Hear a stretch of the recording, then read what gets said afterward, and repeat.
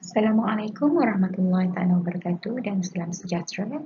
Cikgu ucapkan kepada semua pelajar SMTTJ yang mengambil subjek pengajian keusahawanan. Apa khabar semua pelajar? Cikgu berharap semua pelajar berada dalam keadaan sihat sejahtera. Okey, hari ini kita akan teruskan dengan topik yang sama, modul 1, subtopik 1.1.3 berkaitan tata cara penubuhan setiap pemilikan perniagaan.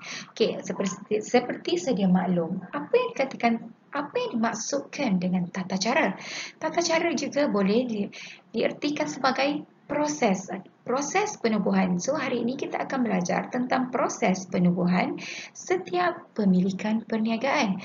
Seperti sedia maklum juga, sebelum ini cikgu dah terangkan tentang pemilikan perniagaan yang terbahagi kepada 3, iaitu yang pertama adalah milikan tunggal, yang kedua adalah perkongsian, dan yang ketiga adalah syarikat berhad menurut share. Okay, so hari ini kita akan tengok tata cara ataupun proses penubuhan bagi ketiga-tiga pemilikan perniagaan tersebut. Okey, apakah langkah-langkah ataupun tata cara penubuhan bagi setiap pemilikan perniagaan? Yang pertama, usahawan boleh memilih untuk membuat pendaftaran perniagaan sama ada menggunakan cara manual ataupun mendaftar dalam talian. Okay, kat sini dia ada 2 cara. Yang pertama, dia boleh mendaftar secara manual ataupun mendaftar secara dalam talian. Okey, pendaftaran perniagaan milikan tunggal dan perkongsian. Okey, kat sini cikgu akan terangkan. Untuk milikan tunggal dan perkongsian dalam talian boleh dibuat. Maksudnya, pendaftaran secara dalam talian boleh dibuat melalui laman sesawan yang tertera dekat sini. Okey, cikgu akan highlightkan. So, nanti pelajar boleh take note dan boleh tengok macam mana ataupun apakah yang terkandung di dalam laman sesawan ini.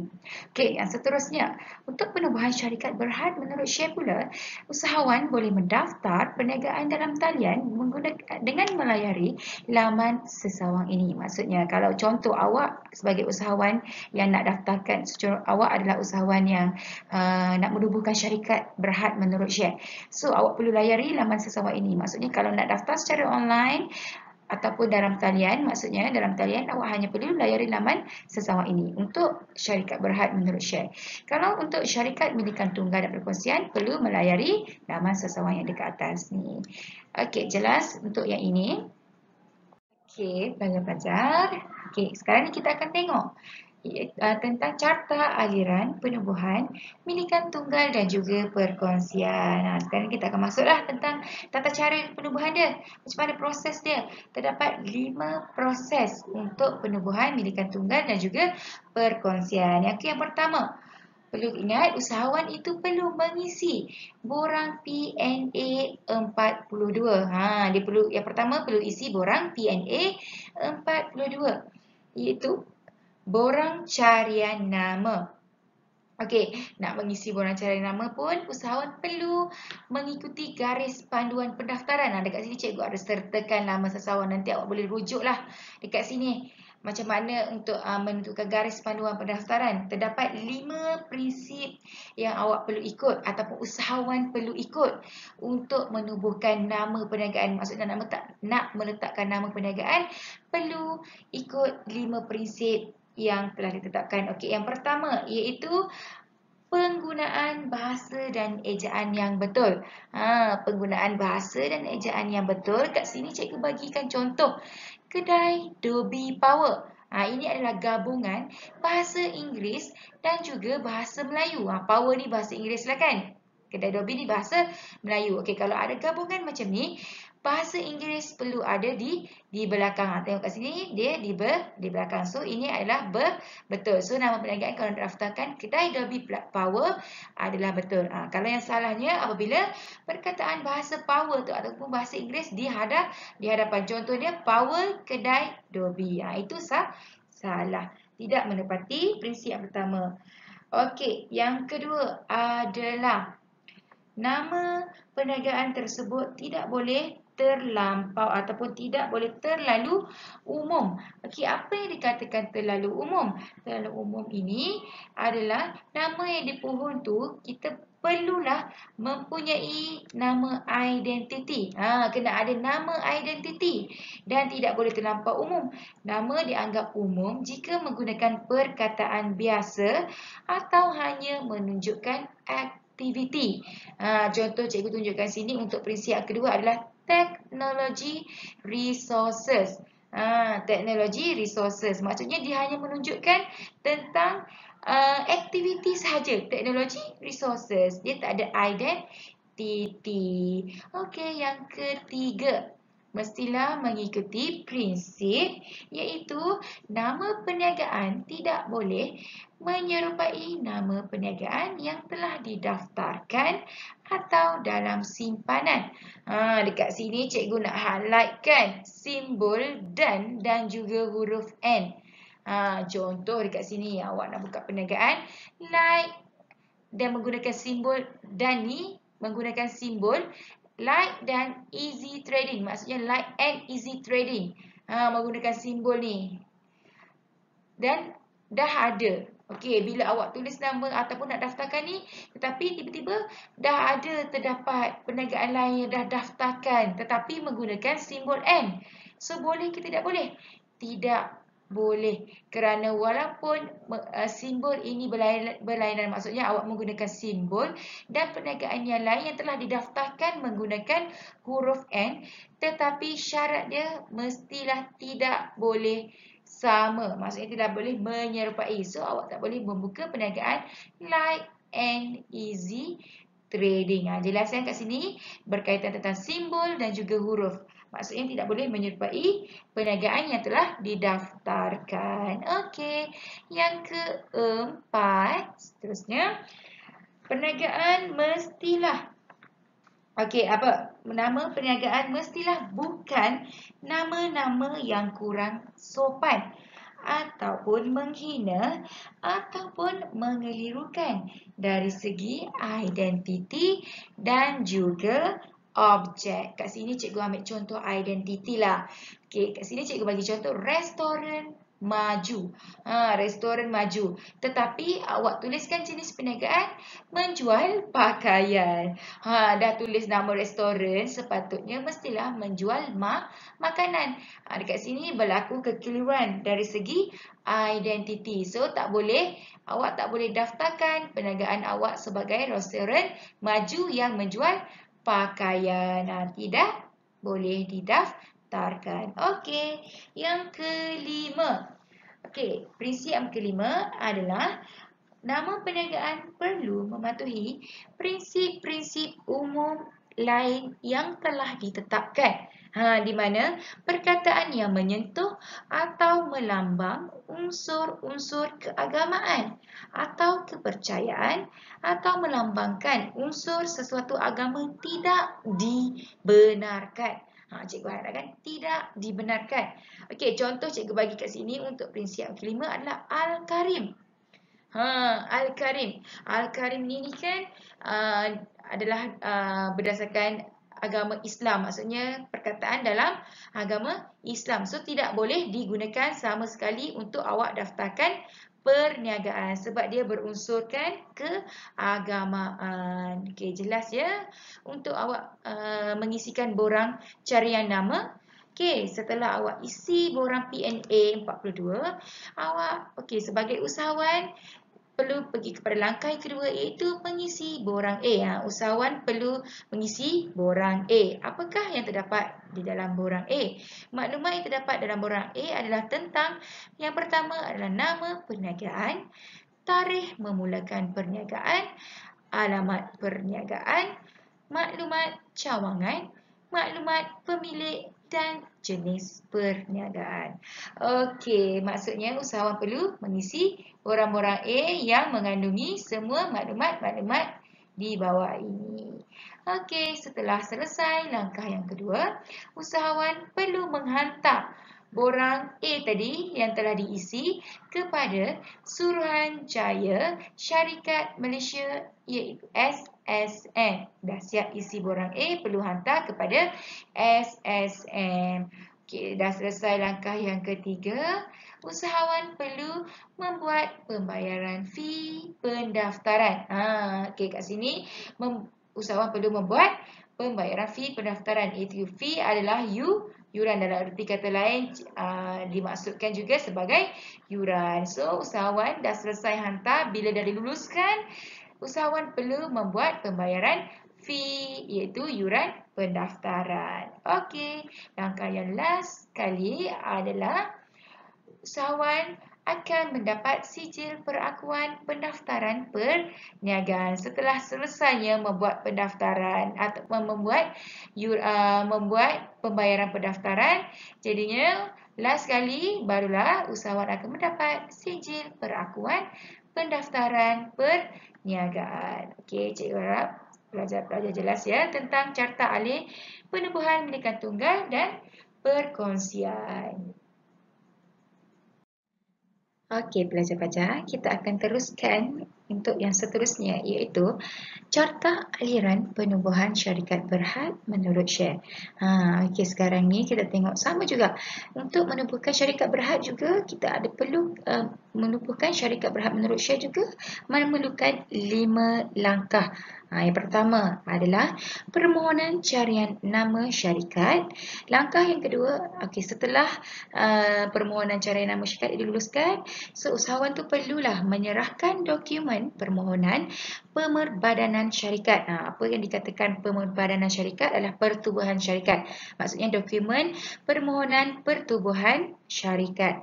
Okey, setelah diluluskan, usahawan perlu membuat pembayaran fee pendaftaran syarikat. Yang ketiga, usahawan perlu membuat pembayaran fee. Tadi cikgu dah jelaskan apakah itu fee, itu yuran. Sama juga dengan yuran. Fee adalah sama dengan yuran. So, setelah membuat pembayaran fee pendaftaran syarikat, usahawan perlu menerima ataupun akan menerima notis pendaftaran. Sebelum yang terakhir sekali, setelah dia menerima notis pendaftaran, barulah yang langkah yang terakhir untuk penubuhan syarikat berhad menurut share, usahawan perlu menantik setiausaha syarikat dalam tempoh 30 hari selepas pemerbadanan syarikat, maksudnya selepas pertubuhan syarikat diluluskan. Setelah diluluskan dalam tempoh 30 hari, usahawan perlu melantik setiausaha syarikat. Okey, pelajar-pelajar, cikgu nak terangkan ataupun nak bagi pengetahuan umumlah kepada pelajar-pelajar tentang perbezaan antara Akta Syarikat 1965 dengan Akta Syarikat 2016. Maksudnya ini adalah Akta Syarikat 65 pindaan Akta Syarikat 2016. Okey, kat sini perbezaan antara Akta Syarikat 1965 dan juga Akta Syarikat 2016. Dari segi 1, 2, 3, 4, 5, 6 aspek. 6 aspek yang dibagi, dia ditekankan dekat sini antara Akta Syarikat 1965 dan juga Akta Syarikat 2016.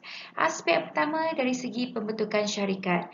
Okey, bagi Akta Syarikat 1965, sekurang-kurangnya 2 orang pengarah. Maksudnya pembentukan syarikat memerlukan sekurang-kurangnya 2 orang pengarah.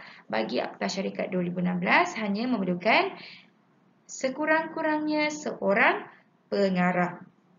Okey, yang seterusnya dari segi tempoh penyimpanan nama syarikat.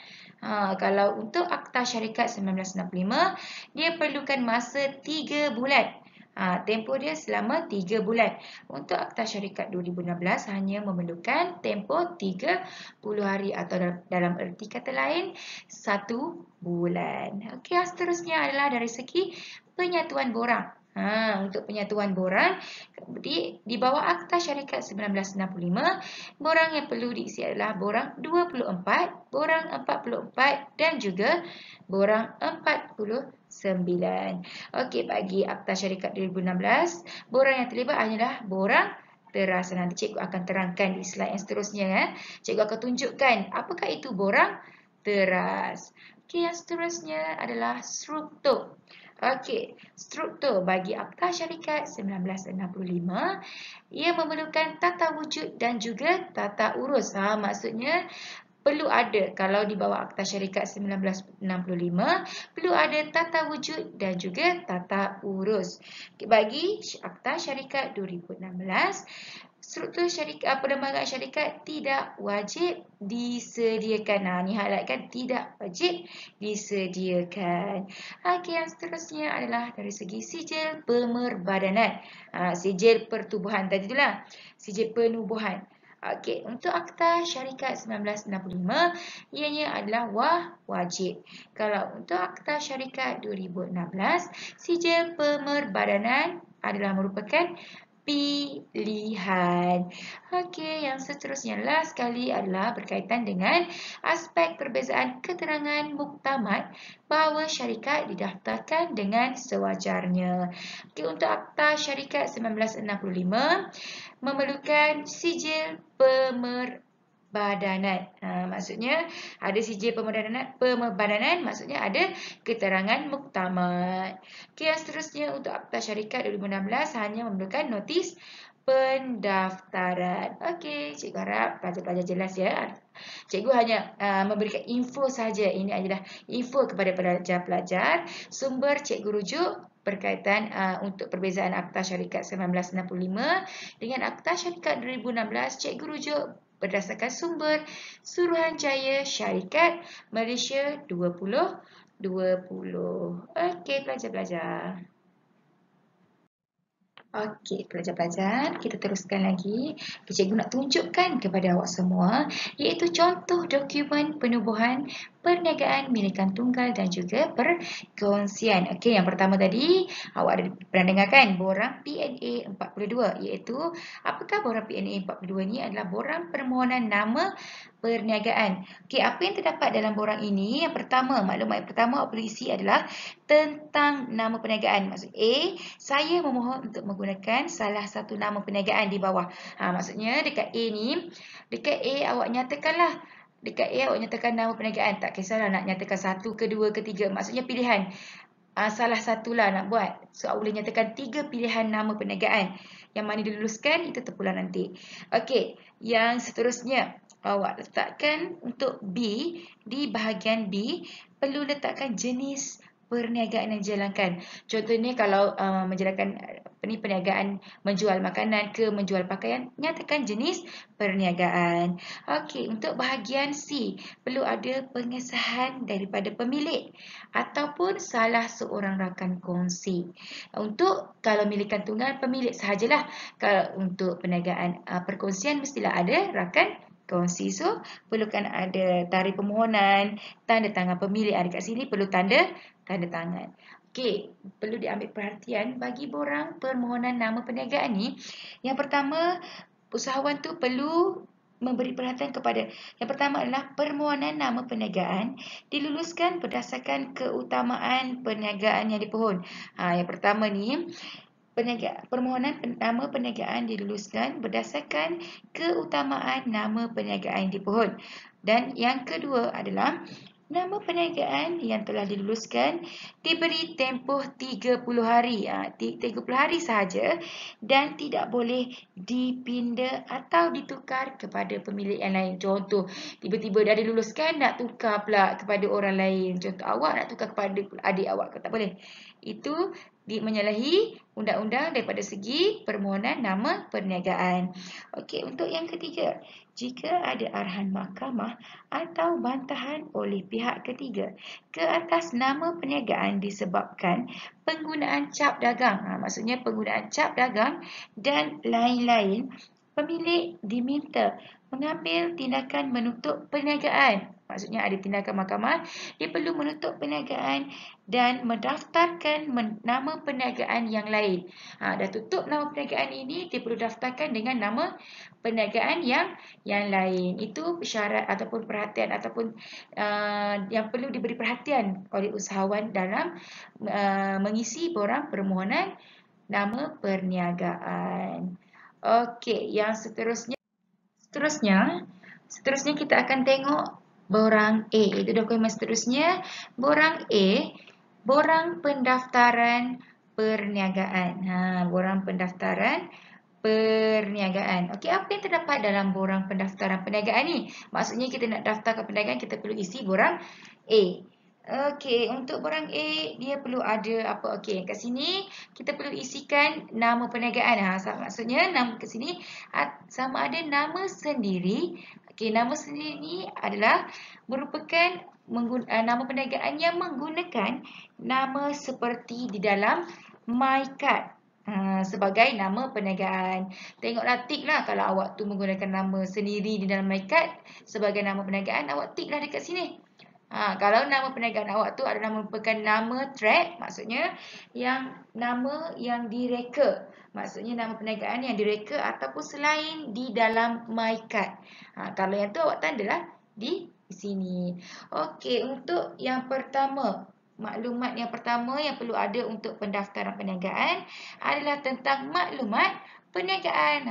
Sebab kita nak daftar ke perniagaan, mestilah ada maklumat perniagaan. So, yang di bawah ni perlu ada nama perniagaan, tarikh mula perniagaan.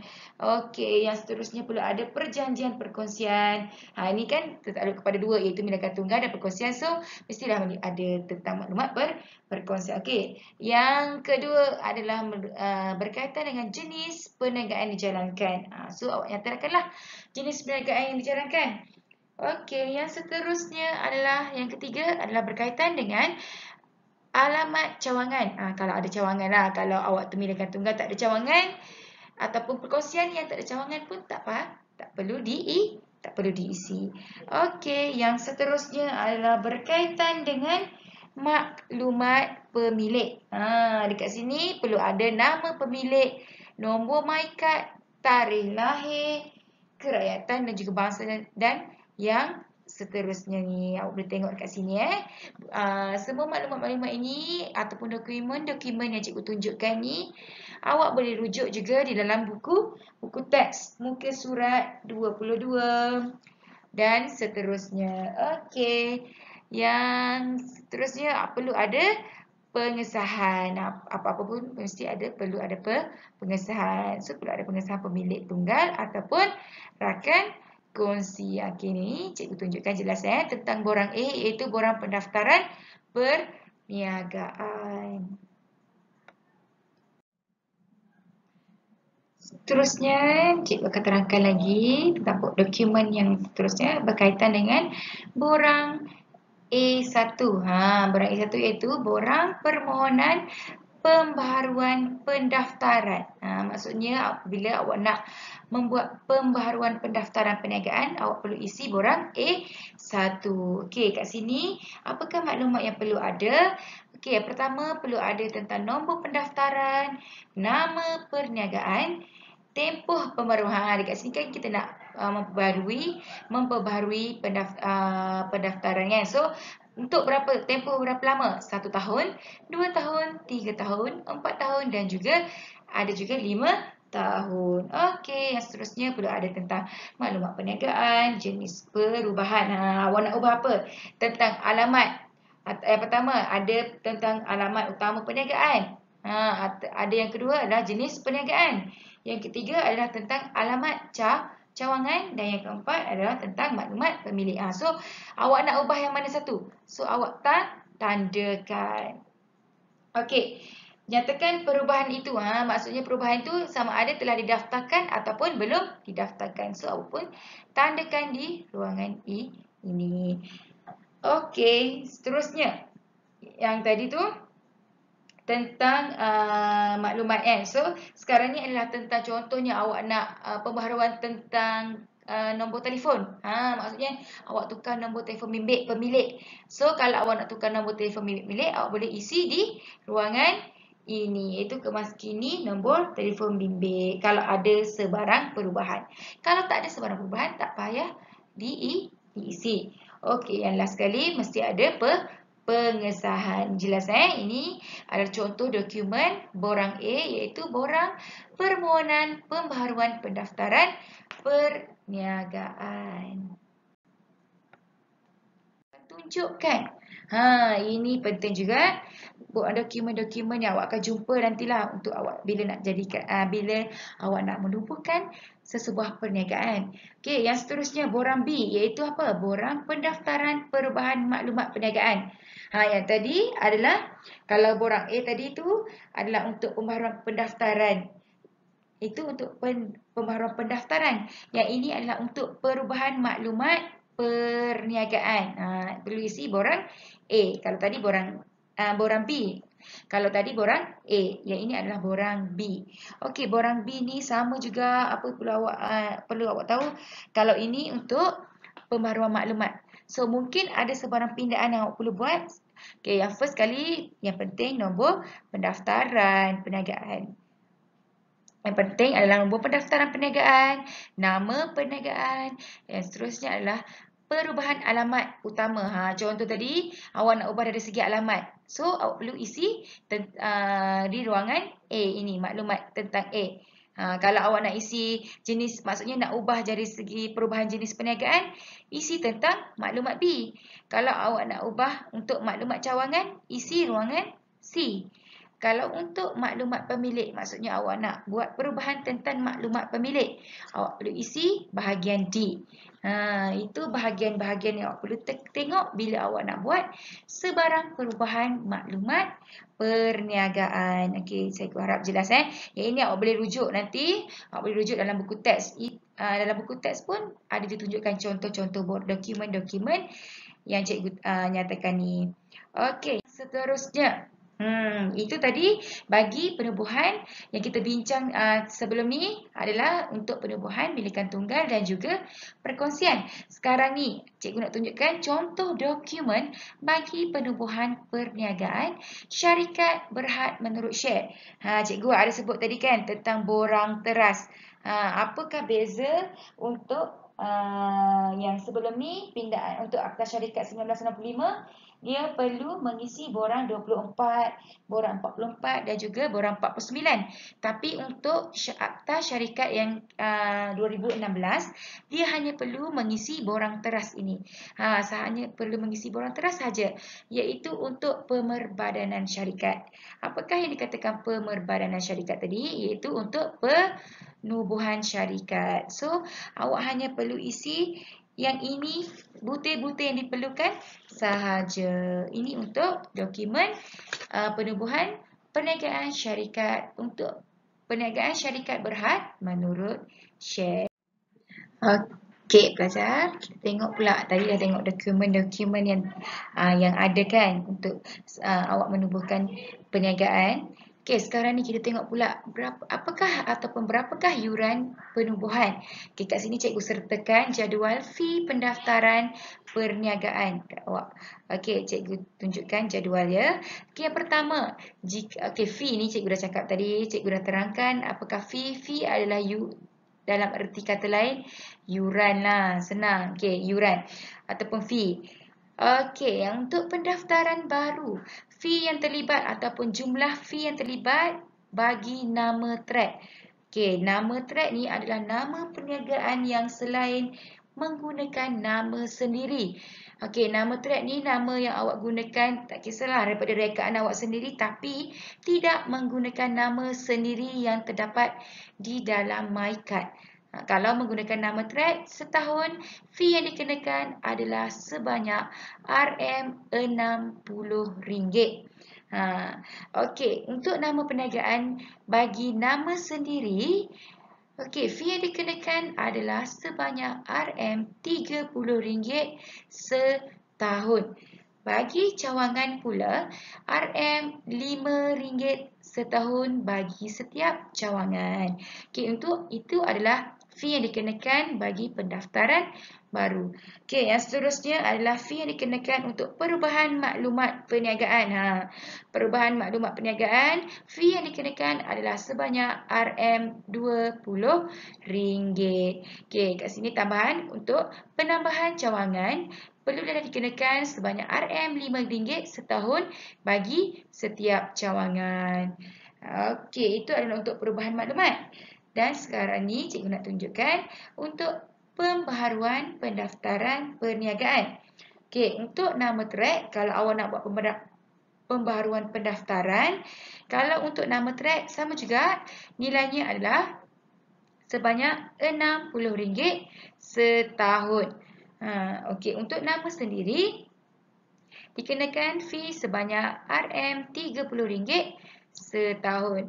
Bagi cawangan juga adalah sama, iaitu RM5 setahun bagi setiap cawangan. Okey, bagi aktiviti untuk fee yang dikenakan bagi maklumat perniagaan. Maksudnya fee yang dikenakan untuk maklumat perniagaan, pendaftaran maklumat perniagaan, fee yang dikenakan adalah sebanyak RM10. Okey, jelas ya ini dekat sini. Okey, yang seterusnya cikgu nak bagi tugasan kepada pelajar-pelajar untuk merujuk jadual fee pendaftaran syarikat Regulation 8. Boleh rujuk buku teks muka surat 29.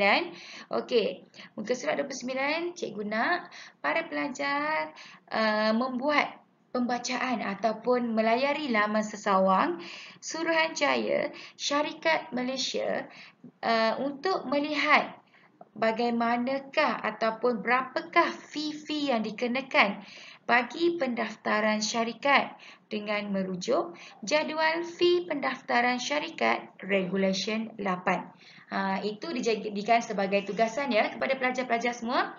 Nanti untuk kelas tutorial cikgu akan tanya. Ingat rujuk buku teks muka surat 29. Okey, pelajar-pelajar semua. Okey, yang terakhir sekali, cikgu akan terangkan tentang akta berkaitan sebuah entiti perniagaan. Okay, hari ini kita fokuskan kepada 3 akta. Yang pertama iaitu Akta Pendaftaran Perniagaan 1956 pindaan 2015 yang mana bentuk perniagaan yang tertakluk di bawah akta ini adalah milikan tunggal dan juga perkongsian. Maksudnya segala jenis berkaitan dengan milikan tunggal dan juga perkongsian akan dirujuk berdasarkan Akta Pendaftaran Perniagaan 1956 pindaan 2015. Okey, bagi yang kedua adalah Akta Perkongsian 1961. Akta Perkongsian 1961 adalah bentuk perniagaan yang tertakluk di bawah akta ini adalah perniagaan perkongsian. Maksudnya segala jenis masalah ataupun berlakunya sebarang permasalahan yang berkaitan dengan perkongsian akan dirujuk di bawah Akta Perkongsian 1961 jika berkaitan dengan bentuk perniagaan perkongsian. Okey, yang seterusnya adalah Akta Syarikat 2016. Okey, Akta Syarikat 2016 ini ada tertakluk kepada bentuk perniagaan iaitu syarikat berhad menurut share. Di mana syarikat berhad menurut share kan terdapat dua iaitu syarikat persendirian dan juga syarikat awam. Maksudnya apabila berlaku permasalahan atau berkaitan dengan pendaftaran pemerbadanan syarikat baru ataupun untuk membuktikan peruntukan berhubungan dengan keperluan syarikat ataupun peruntukan undang-undang berkaitan dengan syarikat berhad menurut share boleh dirujuk berdasarkan ataupun boleh dirujuk di bawah Akta Syarikat 2016. Cikgu dah terangkan tentang ketiga-tiga akta ini dan juga tentang tata cara penubuhan pemilikan perniagaan. Cikgu berharap pelajar-pelajar jelas tentang bagaimana kita nak ataupun bagaimana tentang tata cara penubuhan pemilikan perniagaan iaitu milikan tunggal, perkongsian dan juga syarikat berhad menurut share. Okey, cikgu berharap semua pelajar jelas dengan pandangan cikgu pada hari ini dan juga cikgu ingin pelajar tidak lupa untuk membuat rujukan di laman sesawang Suruhanjaya Syarikat Malaysia berkaitan dengan fee pendaftaran syarikat Regulation 8 yang akan ditanya dalam kelas tutorial nanti. Okey, dan daripada itu juga cikgu nak memberitahu bahawa segala ataupun tugasan untuk subjek ataupun bagi PDPC pada kali ini, cikgu akan masukkan di dalam Google Classroom masing-masing. Cikgu ingin mengucapkan terima kasih kepada semua pelajar yang telah mengikuti kelas pada hari ini. Kita jumpa lagi pada sesi PDPC yang akan datang. Terima kasih. Assalamualaikum.